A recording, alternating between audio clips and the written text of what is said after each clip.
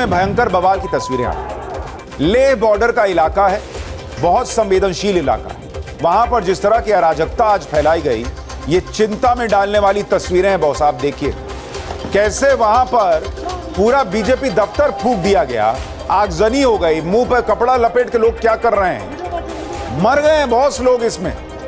लेह में अलग राज्य के लिए प्रदर्शन चल रहा था और यह प्रदर्शन आज अचानक उग्र हो गया, हिंसा फैल गई, पत्थर चलने लगे, आगजनी होने लगी। प्रदर्शनकारियों ने बीजेपी का दफ्तर फूंक दिया। पूरे इलाके से बहुत ही खौफनाक तस्वीरें आई। हिंसा में 50 से ज्यादा लोग घायल हुए हैं, कुछ लोगों के मारे जाने के भी दावे हुए हैं।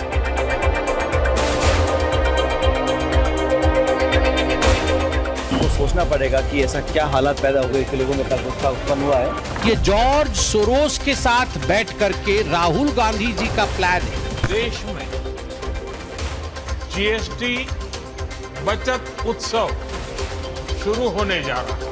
त्योहारों के इस मौसम में सबका मुंह मीठा होगा। किसी बच्चे को आई लव मोहम्मद का पोस्टर उठाता है तो उसका पोस्टर छीन लिया जाता है। तो आई लव मोहम्मद सल्लल्लाहु अलैहि वसल्लम कहना, ये तो बिल्कुल ये हिंदू मुस्लिम करके ही इनको वोट मिलते हैं। तो मुसलमान जिस दिन हमारे कंट्रोल से बाहर हो गए, उस दिन देश के हालात कुछ भी हो सकते हैं। आई लव मोहम्मद को लिखने या बैनर लगाने पर कोई एफआईआर नहीं की गई।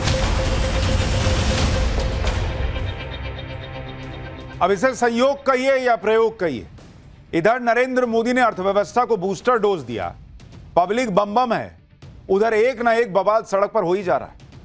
आई लव मोहम्मद वाला विवाद चल ही रहा था कि आज लेह में भयंकर बवाल की तस्वीरें आ रही। लेह बॉर्डर का इलाका है, बहुत संवेदनशील इलाका है।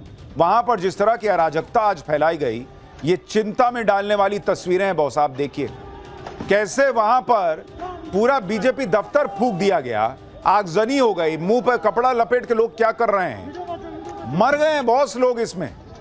लेह में अलग राज्य के लिए प्रदर्शन चल रहा था और यह प्रदर्शन आज अचानक उग्र हो गया, हिंसा फैल गई, पत्थर चलने लगे, आगजनी होने लगी।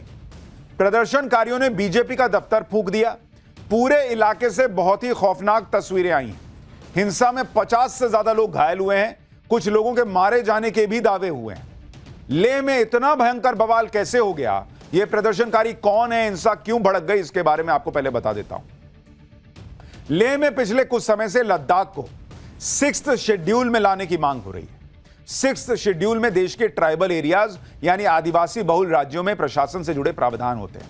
लद्दाख में लेह एपेक्स बॉडी राज्य का दर्जा देने और 6th शेड्यूल में लद्दाख को लाने के लिए प्रदर्शन कर रहा है, भूख हड़ताल पर बैठ गया है। इसको लेकर गृह मंत्रालय की लेह एपेक्स बॉडी यानी LAB और करगिल डेमोक्रेटिक अलायंस यानी KDA से 6 अक्टूबर को बातचीत होनी, लेकिन इस बातचीत से पहले ही लेह एपेक्स बॉडी के यूथ विंग का प्रोटेस्ट हिंसक हो गया और वहां पर आज पथराव और आगजनी हो गई। लद्दाख में जो हिंसा भड़की, उसे लेकर बीजेपी राहुल गांधी को घेर रही है। राहुल गांधी पर जेनजी को उकसाने का आरोप लगा रही है। बीजेपी सांसद निशिकांत दुबे ने दावा किया कि लद्दाख में बीजेपी दफ्तर में आग लगाई गई। राहुल गांधी जी इसके नेतृत्वकर्ता आपका जेनजी फुंसोग स्टैंजिन सेपाग है, जो कांग्रेस पार्टी का निर्वाचित वार्ड सदस्य है। आग से खेलने का नतीजा क्या होगा, भाजपा कार्यकर्ताओं को चुनौती देना बंद करिए। बीजेपी IT सेल के प्रमुख अमित मालवीय ने भी लेह हिंसा के लिए कांग्रेस के वार्ड सदस्य को दोषी ठहराया। अमित मालवीय ने एक वीडियो और तस्वीर डाली और दावा किया कि वीडियो में मास्क लगाए और हाथ में हथियार लिए जो शख्स दिख रहा है वो कांग्रेस का वार्ड सांसद फुंसोग स्टैंजिन सेपाग है। अमित मालवीय ने आरोप लगाया कि कांग्रेस नेता के भड़काने पर ही भीड़ ने बीजेपी दफ्तर पर हमला किया और उसे फूंक दिया। काउंसिल हिल के दफ्तर पर हमला कर दिया गया। बीजेपी ने पूछा कि क्या इसी तरह की अराजकता चाहते हैं क्या राहुल गांधी? सुनिए संबित पात्रा क्या कह रहे हैं। और आप देख सकते हैं कांग्रेस के काउंसिलर स्टानजिंग सेपांग, ये है कांग्रेस के काउंसिलर स्टानजिंग सेपांग, ये अपर लेह वार्ड से काउंसिलर हैं, ये मेन इंस्टिगेटर हैं और अपने कार्यकर्ताओं के साथ ये किस प्रकार इंस्टिगेट कर रहे हैं, इसके कई फोटो सामने आए हैं। कांग्रेस पार्टी का जो षड्यंत्र है, किस प्रकार से भारत तेरे टुकड़े होंगे इंशा अल्लाह, यही कांग्रेस पार्टी का मुख्य लाइन है। यह कोई आज से नहीं है, ये जॉर्ज सोरोस के साथ बैठ करके राहुल गांधी जी का प्लान है। बीजेपी हर कुछ वक्त के बाद एक प्रेस कॉन्फ्रेंस करती है और कहती है कि जॉर्ज सोरोस के साथ मिलकर राहुल गांधी ये सब करवा रहे हैं जो देश में होता है। तो जब आपको सब पता है कि राहुल गांधी करा रहे हैं, तो आप राहुल गांधी पर एक्शन क्या लेते हैं? आप केंद्र में सरकार हैं, आप यहां पर लंबे समय से सरकार में हैं, आपकी कई राज्यों में सरकार है। अगर आप ये मानते हैं कि राहुल गांधी ये सब करा रहे हैं, तो खाली प्रेस कॉन्फ्रेंस होगा बॉस। राहुल गांधी पे कोई एक्शन किया आपने? आप कह रहे हैं राहुल गांधी के कहने पे सब हुआ है, तो राहुल गांधी पे क्या एक्शन हुआ? कुछ नहीं। बीजेपी ने कांग्रेस पर आरोप लगाए, उधर इस प्रदर्शन का चेहरा बने सोनम वांगचुक भी आज की हिंसा को लेकर गिर गए। सोनम वांगचुक ने आज की हिंसा के बाद अपनी भूख हड़ताल खत्म कर दी। वांगचुक ने कहा कि आज की हिंसा से उन्हें दुख पहुंचा, लेकिन सोनम वांगचुक पर आरोप लग रहे हैं कि लेह लद्दाख में जो ये माहौल खराब हुआ, ये बवाल चल रहा है, उसमें उन्हीं का मुख्य रोल है। लोग सवाल उठा रहे हैं कि क्या वांगचुक किसी और के इशारे पर चल रहे हैं और लद्दाख को इस तरह से सुलगाने के पीछे असली हाथ किसका है? लेह हिंसा को लेकर बीजेपी ने कांग्रेस पर आरोप लगाए। कांग्रेस ने लेह हिंसा के मामले में क्या कहा है वो भी आपको सुनवाता हूं। कहीं पर भी हिंसा नहीं होनी चाहिए और हम समझते हैं कि सब लोगों को शांति बनाए रखनी चाहिए। अपील करते हैं कि हिंसा किसी बात का जवाब नहीं है, लेकिन जो घटनाक्रम हो रहा है इस पर उनको सोचना पड़ेगा कि ऐसा क्या हालात पैदा हो गए कि लोगों में इतना गुस्सा उत्पन्न हुआ है। लेकिन फिर भी मैं चाहता हूँ अमन चैन बना रहे। लेह में जो हुआ उसे लेकर सरकार के सूत्रों से खबर है कि यह घटना अचानक से नहीं हुई, अपने आप से नहीं हुई, जानबूझकर और पूरी प्लानिंग के साथ किया गया। केंद्र सरकार ने पहले ही 6 अक्टूबर को सभी मुद्दों पर मीटिंग के लिए तारीख तय कर रखी थी। एक तरफ बॉर्डर के इलाकों में हिंसा और आगजनी और दूसरी तरफ देश के अंदर भी माहौल बिगाड़ने की साजिश होने के आरोप लग रहे हैं। पिछले कुछ दिनों से आई लव मोहम्मद के पोस्टर को लेकर बड़ा बवाल मचा हुआ है। जगह जगह प्रदर्शन हो रहे हैं, अलग अलग शहरों में हंगामा चल रहा है। कई जगह इस प्रदर्शन के दौरान पुलिस से हिंसक झड़प हो चुकी है, सैकड़ों लोगों पर FIR हो चुकी है। अब इस बवाल में नेताओं की भी एंट्री हो गई, राजनीति भी बढ़ने लगी है। इसी विवाद को आज AIMIM के प्रमुख असदुद्दीन ओवैसी ने बिहार चुनाव में उतार दिया। सुनिए बिहार के किशनगंज में रैली करते हुए ओवैसी ने आई लव मोहम्मद के पोस्टर को लेकर छिड़े विवाद पर क्या कहा है। मेरे अजीज दोस्तों और बुजुर्गों, बीजेपी आज इस मुल्क में सबसे ज्यादा अगर किसी को निशाना बना रही है तो सेकुलरिज्म को खत्म करना चाहती है। बीजेपी संविधान को कमजोर करना चाहती है। किसी के घर पर अगर बुलडोजर चलता है तो मेरे घर पर चलता है, मेरे नाम निहाद हमदर्दों के घर पर बुलडोजर नहीं चलता। अगर किसी बच्चे को आई लव मोहम्मद का पोस्टर उठाता है तो उसका पोस्टर छीन लिया जाता है। अगर इनके नेताओं का नाम लिखकर आई लव लिख दिया जाए तो कोई उन पर कुछ नहीं कहता। असदुद्दीन ओवैसी जहां रैली कर रहे हैं उस किशनगंज में 68% मुस्लिम आबादी है। इसलिए बिहार के मुसलमानों के बीच ओवैसी ने उस विवाद को फिर से चिंगारी देने की कोशिश की जिस पर यूपी पुलिस बहुत पहले ही पानी डाल चुकी थी। लेकिन ओवैसी को यह दिखाना है कि उन्हें मुसलमानों की कितनी फिक्र है, इसलिए उन्होंने यह माहौल बना दिया कि नरेंद्र मोदी के राज में मुसलमान का आई लव मोहम्मद बोलना या पोस्टर लगाना भी गुनाह हो गया। जबकि इस विवाद का सच कुछ और है जो आगे आपको बताऊंगा। पहले यह देखिए कि जम्मू कश्मीर की मुख्यमंत्री रही महबूबा मुफ्ती ने क्या कहा है। अगर जय श्री राम जबरदस्ती लोगों से बुलवा के वो ऑफेंस नहीं है, वो गुनाह नहीं, वो गलती नहीं है, तो आई लव मोहम्मद सल्लल्लाहु अलैहि वसल्लम कहना ये तो बिल्कुल ये हिंदू मुस्लिम करके ही इनको वोट मिलता है। अब ओवैसी हो या महबूबा मुफ्ती, ये नेता इस तरह का माहौल बना रहे हैं जैसे इस देश के मुसलमानों की आस्था पर नरेंद्र मोदी सरकार ने पहरा लगा दिया कि भाई आई लव मोहम्मद बोलना भी मुश्किल हो गया है। अब ये नेता मंच पर जिस तरह की बातें करते हैं वो बातें मुसलमानों के बीच तो जाती ही हैं और उसका नतीजा ये होता है कि शहर शहर मुसलमानों की भीड़ आई लव मोहम्मद के पोस्टर लेकर सड़क पर उतर रही है। और इस भीड़ में कुछ लोग इतने उग्र हो जा रहे हैं कि पुलिस से भिड़ जा रहे हैं, पुलिस की वर्दी तक नोच दे रहे हैं। जैसे रविवार को यूपी के उन्नाव में ऐसा ही प्रदर्शन हुआ जिसमें बात इतनी बिगड़ गई कि पुलिस की टीम के साथ धक्का मुक्की हो गई, एक इंस्पेक्टर की वर्दी फाड़ दी गई। हालात बिगड़ते देख पुलिस ने लाठीचार्ज किया, कुछ लोगों को हिरासत में लिया। इसी तरह वाराणसी में भी प्रदर्शन हुआ। नाबालिग बच्चों की भीड़ ने आई लव मोहम्मद के नारे लगाए, लेकिन उसमें कोई दिक्कत नहीं थी। पुलिस कह रही है कि बिना परमिशन के जुलूस निकाला गया, जिसमें छोटे छोटे बच्चे भी शामिल हो गए। अब कहा जा रहा है कि इतने छोटे छोटे बच्चों को कौन प्रदर्शन करने ला रहा है, बिना इजाजत के यह प्रदर्शन क्यों हो रहा है, ये सवाल उठ रहे हैं। आई लव मोहम्मद क्यों बोल रहे हैं, इस पर किसी को कोई एतराज नहीं है। इस तरह के प्रदर्शन की वजह से सवाल उठ रहे हैं कि आखिर कौन इन बच्चों को सड़क पर लेकर आया, प्रदर्शन में बच्चों का क्या काम। हैरानी यह भी है कि प्रदर्शन में सिर्फ बच्चों को शामिल किया गया। उस तस्वीर में, इस जुलूस में कई बड़े बुजुर्ग नहीं दिख रहे, ना महिलाएं दिख रही। तो क्या ये बच्चे खुद से जुलूस निकाल रहे हैं, आप सोचिए।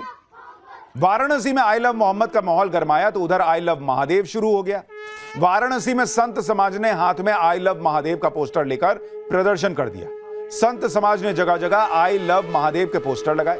इस प्रदर्शन में शामिल जगतगुरु शंकराचार्य स्वामी नरेंद्रानंद सरस्वती ने कहा कि कुछ लोग देश का माहौल बिगाड़ना चाहते हैं, उनको हम अपने तरह से जवाब दे रहे हैं। सुनिए एक बार।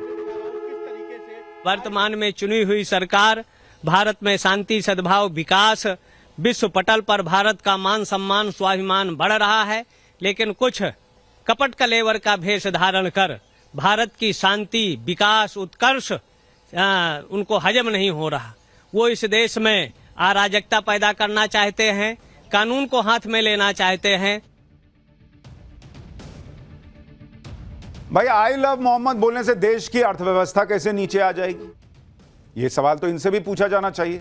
हाँ, ये जरूर आप कहिए कि क्या जानबूझ के देश के अलग अलग हिस्सों में ऐसा कराया जा रहा है, क्या मुसलमानों को उकसाने का प्रयास हो रहा है क्या, तो बात समझ में आती है। इसी तरह उज्जैन में भी गरबा महोत्सव के दौरान आई लव महाकाल के पोस्टर लगाए गए। इस दौरान गरबा खेल रहे करीब 5000 से अधिक लोगों ने एक स्वर में बाबा महाकाल के जयकारे लगाए। अब यह भी समझ लीजिए कि आई लव मोहम्मद के पोस्टर को लेकर यह विवाद कब शुरू हुआ और कहां से शुरू हुआ। दरअसल 4 सितंबर को कानपुर में रावतपुर में बारात फात का जुलूस निकला। इस जुलूस में किसी ने आई लव मोहम्मद का बैनर लगा दिया। इस बैनर को लेकर विवाद हो गया। यूपी पुलिस के मुताबिक रावतपुर में बारात फात का परंपरागत जुलूस निकलना था। मोहल्ले के लोगों ने तय स्थान से अलग एक टेंट और आई लव मोहम्मद का बैनर लगा दिया। एक पक्ष ने इसका विरोध किया, बाद में दोनों पक्षों में आपसी सहमति से बैनर को परंपरागत स्थान पर लगवा दिया गया। एफआईआर के मुताबिक 5 सितंबर को मुस्लिम समुदाय ने रावतपुर गांव में हिंदू बस्ती से जुलूस निकाला। आरोप लग रहा है कि रास्ते में लगे हिंदू समुदाय के धार्मिक पोस्टर को लाठी डंडों से फाड़ दिया गया। एफआईआर के मुताबिक जानबूझकर आई लव मोहम्मद का बैनर लगाकर नई परंपरा शुरू करने की कोशिश की गई, जिस कारण सांप्रदायिक टकराव और तनाव की स्थिति उत्पन्न हुई। एफआईआर में यह भी कहा गया है कि दोनों घटनाओं की सीसीटीवी फुटेज से स्पष्ट है कि घटना वाले दिन जुलूस में शामिल मुस्लिम समुदाय के युवकों ने जानबूझकर सांप्रदायिक माहौल खराब करने को लेकर ऐसा काम किया, जिससे क्षेत्र में अराजकता फैल सके और सांप्रदायिक विवाद उत्पन्न हो। इस मामले में 10 सितंबर को एफआईआर दर्ज की गई। एफआईआर में जुलूस के आयोजकों समेत 8 लोगों को नामजद भी किया गया। 15 सितंबर को असदुद्दीन ओवैसी भी इस विवाद में कूद गए। उन्होंने सोशल मीडिया पोस्ट में कहा कि आई लव मोहम्मद कहना कोई जुर्म नहीं है, अगर है तो इसकी हर सजा मंजूर है। यानी माहौल ऐसा बनाया जा रहा है कि जैसे आई लव मोहम्मद बोलने पर विवाद हो रहा है। क्यों होगा भाई? कोई आई लव महाकाल बोले, कोई आई लव जय श्री राम बोले, कुछ भी बोले, कोई आई लव मोहम्मद बोले, इसमें क्या है? लेकिन क्या उसके पीछे माहौल खराब करने का प्रयास हो रहा है या नहीं, इस पर अभी चर्चा चल रही है। ओवैसी ने माहौल बना दिया कि यूपी में तो आई लव मोहम्मद बोलना ही गुनाह है, जबकि इस विवाद पर सफाई देते हुए कानपुर पुलिस साफ साफ कह रही है कि एफआईआर आई लव मोहम्मद के पोस्टर को लेकर हुई ही नहीं है। सुनिए एक बार। आई लव मोहम्मद के लिखने या बैनर लगाने पर कोई एफआईआर नहीं की गई है, बल्कि परंपरागत स्थान से अलग हटकर नए स्थान पर बैनर लगाने तथा जुलूस निकालने के दौरान इस पक्ष के द्वारा दूसरे पक्ष का बैनर फाड़ने पर हुई है। यानी लॉ एंड ऑर्डर का मामला है, पोस्टर का मामला है ही नहीं। पुलिस साफ कह रही है कि एफआईआर आई लव मोहम्मद के पोस्टर को लेकर नहीं हुई, लेकिन ओवैसी जैसे नेता और कुछ मौलाना आम मुसलमानों को भड़का रहे हैं। जैसे आप बरेली में इत्तेहाद मिल्लत काउंसिल के अध्यक्ष मौलाना तौकीर रजा को सुना। उन्होंने तो पुलिस को 7 दिन का अल्टीमेटम दे दिया। भाई, मौलाना तौकीर रजा ने नेपाल बांग्लादेश का उदाहरण देकर कह दिया कि जिस दिन मुसलमान हमारे कंट्रोल से बाहर हो गया, भाई हालत बिगड़ जाएगी।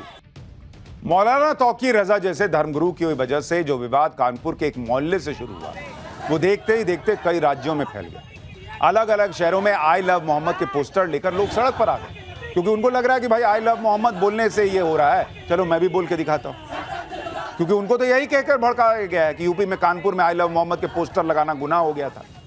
इसी बात से अलग अलग शहरों में मुसलमानों की भीड़ आई लव मोहम्मद के पोस्टर लेकर सड़क पर आ गई। जब तक ये प्रदर्शन शांतिपूर्ण थे तब तक भी कोई दिक्कत नहीं थी, लेकिन इस प्रदर्शन में सिर तन से जुदा के नारे लगने लग गए, हिंसा होने लगी, पुलिस को निशाना बनाया जाने लगा।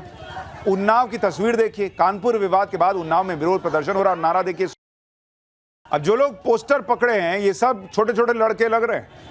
आई लव मोहम्मद का पोस्टर पकड़े ठीक बात है, लेकिन सरतन से जुदा का नारा लगा रहे हैं, क्या ये ठीक बात है?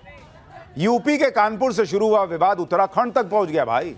उत्तराखंड के काशीपुर में भी आई लव मोहम्मद वाला पोस्टर लिए लोग सड़क पर उतर गए। बिना इजाजत जुलूस निकाला गया। पुलिस ने जब हंगामा रोकने की कोशिश की तो पुलिस पे ही हमला हो गया और यहां भी सरतन से जुदा के नारे लगाए गए। गुजरात के गोधरा में तो प्रदर्शनकारियों ने पुलिस स्टेशन पर ही हमला कर दिया। इस मामले में कई गिरफ्तारियां हुई, 88 केस दर्ज हुए। मतलब शहर दर शहर एक ही कहानी रिपीट होती दिख रही है। आई लव मोहम्मद का पोस्टर लेकर भीड़ अचानक से सड़क पर आ जा रही है और बिना पुलिस से मंजूरी लिए इस भीड़ में छोटे छोटे बच्चे तक आ रहे हैं, महिलाएं भी होती हैं और फिर देखते देखते प्रदर्शन बवाल में बदल जा रहा है। सिर तन से जुदा के नारे तक लग रहे हैं। यह सब बवाल तब हो रहा है जब यूपी पुलिस की सफाई आ चुकी है कि भाई पोस्टर पे कोई एफआईआर नहीं हुई है, लेकिन विरोध करने वाले यूपी पुलिस की सफाई को भी नकार रहे हैं। ऐसे में इन लोगों को कानपुर इलाके में समाजवादी पार्टी के विधायक मोहम्मद हसन रूमी को सुनना चाहिए। आज मोहम्मद हसन रूमी सपा के बाकी विधायकों के साथ पुलिस कमिश्नर से मिले। पुलिस कमिश्नर से मुलाकात के बाद सपा विधायक ने खुद माना कि आई लव मोहम्मद के पोस्टर को लेकर कोई विवाद हुआ ही नहीं है। लोगों ने सुनी सुनाई बात पर यकीन कर लिया और भेड़चाल चल रही है। सुनिए सपा विधायक। मेरे पास दूसरे प्रदेशों से लगातार टेलीफोन आए। मैंने उनको ये बात जो आपसे बता रहा हूँ उनको मोटिवेट किया, उनसे बताया कि आई लव मोहम्मद पे कोई एफआईआर न थी और न कभी हो सकती है। तो उन लोगों ने, बहुत से लोगों ने समझा, लेकिन हर आदमी मेरे तक नहीं पहुंच सकता। हर आदमी किसी जिम्मेदार अधिकारी नेता के पास नहीं पहुंच सकता। वो तो एक से सुना, दूसरे ने आगे बढ़ाया, तीसरे ने बढ़ाया। तो एक तरीके से ये भेड़ चाल की वजह से ये काम हो रहा है। समाजवादी पार्टी विधायक के इस बयान के बाद तो शक की कोई गुंजाइश नहीं रह जाती। कुछ मौलाना भी ये बात समझ रहे हैं कि इस विवाद को बेवजह तूल दिया जा रहा है। ऐसे में कुछ मुस्लिम धर्मगुरु मुसलमानों से अपील भी कर रहे हैं कि भाई ऐसे प्रदर्शन से दूर रहो। देखिए, इसीलिए सवाल खड़ा हो रहा है कि क्या जानबूझकर सड़क पर भीड़ आए, प्रदर्शन हो, इसकी साजिशें हो रही हैं। क्योंकि एफआईआर हुई नहीं पोस्टर को लेकर और देश भर में मुसलमानों के बीच फैला दिया गया कि देखो देखो क्या हो रहा मुसलमान के साथ।